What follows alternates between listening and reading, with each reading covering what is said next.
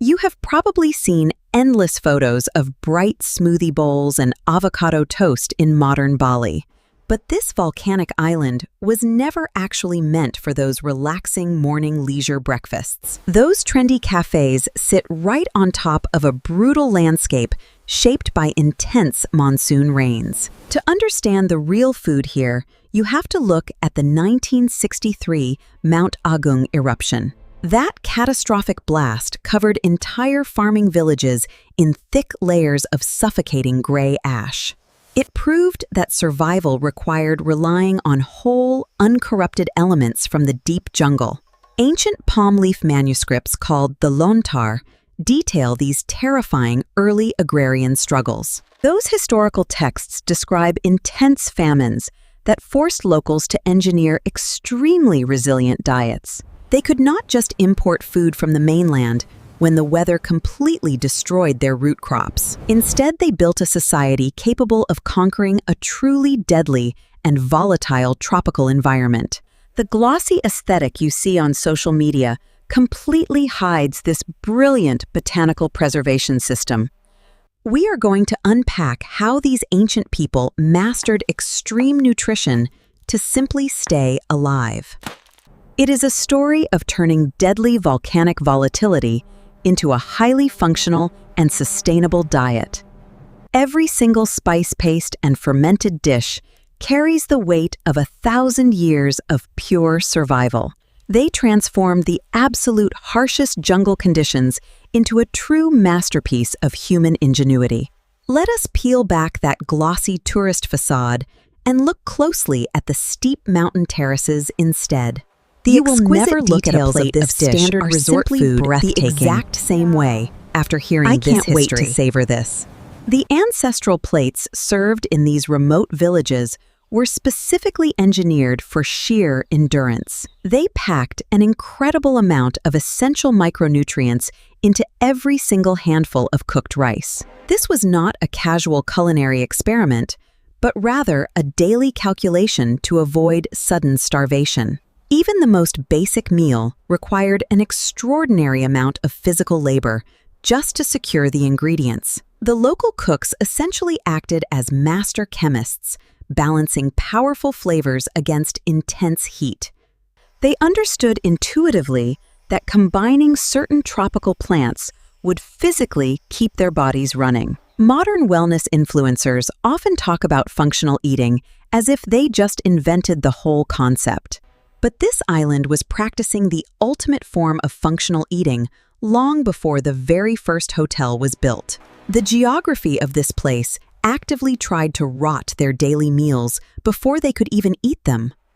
Oppressive humidity and heat meant standard agricultural practices simply would not work here at all.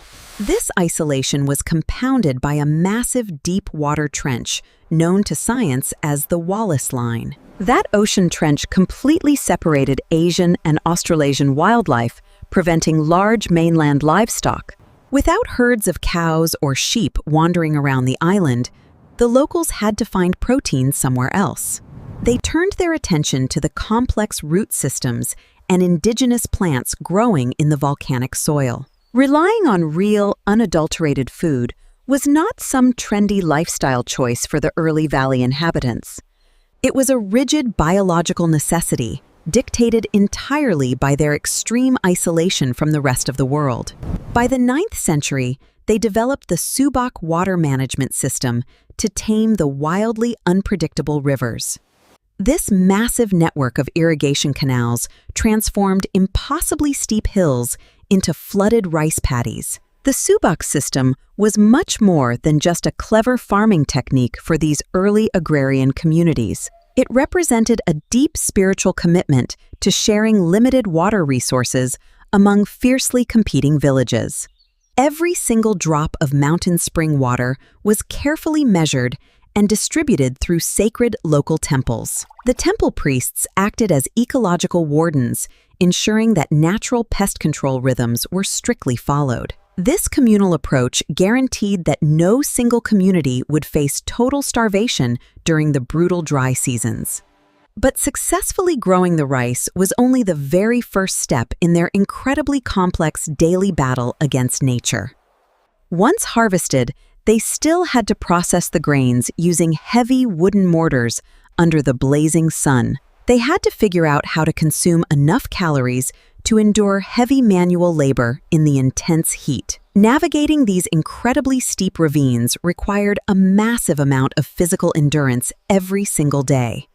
Every farming tool had to be carried by hand up hundreds of incredibly slippery and uneven stone steps. The sheer caloric output of an average farmer would completely crush most modern athletic training regimens. They desperately needed meals that delivered massive spikes of immediate energy without slowing down digestion. Standard boiled vegetables and plain rice simply could not sustain that kind of brutal, continuous muscular effort. They had to invent entirely new ways to condense fat and protein into easily consumable daily rations. That biological imperative brings us directly to a deeply functional method of complex nutrient acquisition. If you look past the modern beach clubs, you will find a traditional and deeply revered dish called Lawar. This incredible creation utilizes heavily minced meat mixed with an incredibly dense base of grated coconut. They combined this raw mixture with fresh animal blood and extremely rich local spices to maximize caloric intake. This intense preparation style was definitely not primitive savagery, as some confused colonial writers claimed. It was highly evolved functional nutrition, engineered for people burning thousands of calories in the mud. Every single part of the local flora and fauna had a highly specific biological purpose in their community. The dark red blood provided essential iron and sodium that agricultural workers lost through intense daily sweat.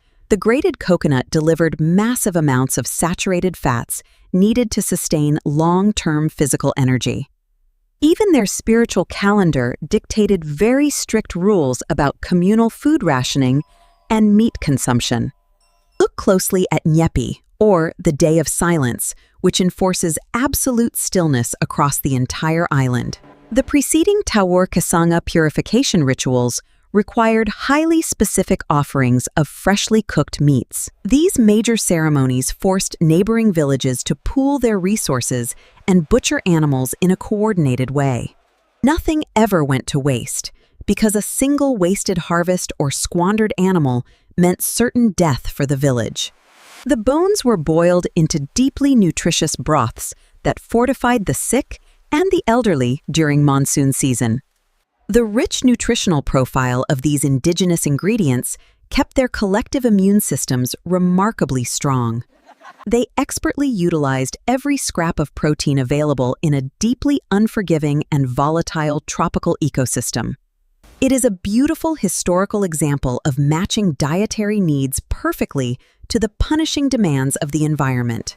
The ceremonial feasts functioned essentially as giant communal protein loads to prepare for the planting season. But catching the meat and preparing the feast only solved exactly half of their massive nutritional equation. They still faced the terrifying daily problem of keeping that heavy food safe to eat in 90-degree weather. Without any modern refrigeration, a slaughtered pig or fresh fish would completely spoil in just a matter of hours. The humidity, acting like a warm, wet blanket, created the absolute perfect breeding ground for lethal bacteria. Leaving food out on a wooden table was basically a guaranteed invitation for severe and deadly food poisoning. They desperately needed a way to halt the natural decomposition process, using only the plants growing nearby. This urgent necessity drove them to develop what might be the most advanced indigenous food preservation system ever. This is exactly where their brilliant biological methods of food preservation truly changed the entire game. The ancestral Balinese explicitly weaponized the chemical properties of local roots to fight off deadly microbes. Instead of ice, they used the pure, unadulterated power of natural ingredients to structurally alter the state of food. A perfect example is Terasi, which is a fiercely pungent fermented shrimp paste used in almost every single village. This dark, crushed paste acted as a critical and long-lasting protein source when fresh river catches were unavailable. The slow fermentation process broke down complex proteins into easily digestible amino acids for the tired workers. It delivered an incredible hit of savory umami flavor while remaining completely shelf-stable in jars for many months. But the ultimate weapon in their complex culinary arsenal was a foundational mixture known locally as Base Genep. This ancient recipe combines exactly 15 different spices and roots to create an incredibly powerful thick paste. You have things like galangal and turmeric working perfectly alongside lesser galangal and fiery local chilies. To a modern Western chef, this just looks like a recipe for a very delicious and incredibly fragrant curry base. But to a biochemist, this specific botanical combination functions as a highly effective natural antimicrobial agent. The strong essential oils in these roots actively destroy aggressive foodborne pathogens before they can ever multiply. Coating their precious meat in this complex paste allowed it to survive the brutal midday jungle temperatures safely. By manipulating these raw botanical elements, they unlocked essential micronutrients needed for long-term health. It was the ultimate form of functional gastronomy, happening many hundreds of years before modern food science existed. They engineered a brilliant way to thrive in a place that actively wanted to break down every single living organism. Their ongoing survival depended completely on this masterful and intuitive understanding of natural botanical chemistry. And their incredibly spicy dishes were simply an ingenious biological shield against dangerous tropical diseases. They had successfully conquered their hostile geography using absolutely nothing but the fresh ingredients in the dirt. This botanical armor allowed their culture to flourish despite the constant threat of starvation and deadly disease. But this brilliant mastery of high-value spices eventually brought a completely new and terrifying type of global danger. The focused narrative of local island survival suddenly expanded into a massive and brutally violent global conflict. The very same botanical ingredients that kept them safely alive ultimately attracted the deadliest European empires. Neighboring maritime trade routes were absolutely overflowing with precious cloves and fresh nutmeg and black pepper. These functional natural preservatives were worth far more than their weight in solid gold on the European markets. In 1597, a heavily armed Dutch expedition fleet dropped anchor right off the rocky southern coast. The commander of that fleet was determined to seize control of this incredibly lucrative botanical wealth at any cost. This marked the dark beginning of a relentless, century-long military campaign by the powerful Dutch East India Company. They imposed devastating naval blockades to choke off the traditional spice trade flowing freely through the region. For the European imperial forces, these incredible plants were simply raw commodities to be boxed up and sold in Amsterdam. The economic tensions slowly escalated into a series of incredibly violent military incursions across the provinces. By 1906, the brutal political situation culminated in a deeply tragic historical event known as the Puputan. Faced with overwhelming artillery fire, the local royal courts chose a stunning path of complete and ultimate defiance. Entire noble families marched directly into the incoming gunfire, rather than surrender their ancestral identity. They viewed the strict preservation of their unique culture and their sacred food systems as far more important than life. The colonial forces easily captured the physical island, but they could never truly erase the underlying culinary heritage. That absolute fierce resistance is exactly why the traditional food culture here remains so fiercely independent today. The exact ingredients that brought the invasion fleets are still being mashed into daily spice pastes entirely by hand. The massive global empires eventually crumbled into dust, but the brilliant 15-spice mixture of Base Genep lived on. The recipes passed down through generations proved to be much stronger than any weapons the colonizers brought with them. This unbroken line of survival brings us back to the present-day reality of this highly misunderstood tropical island. Beneath the incredibly modern veneer of the bustling tourist industry, the true culinary identity remains totally intact. You just have to know exactly where to look to find the quiet modern keepers of these deeply ancient traditions. If you step away from the major beach resorts and head into the highlands, you will meet the dedicated pemangku.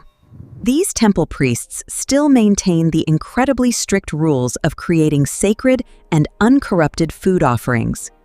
The incredible resilience of this ancient knowledge was finally acknowledged on a massive global scale in 2012.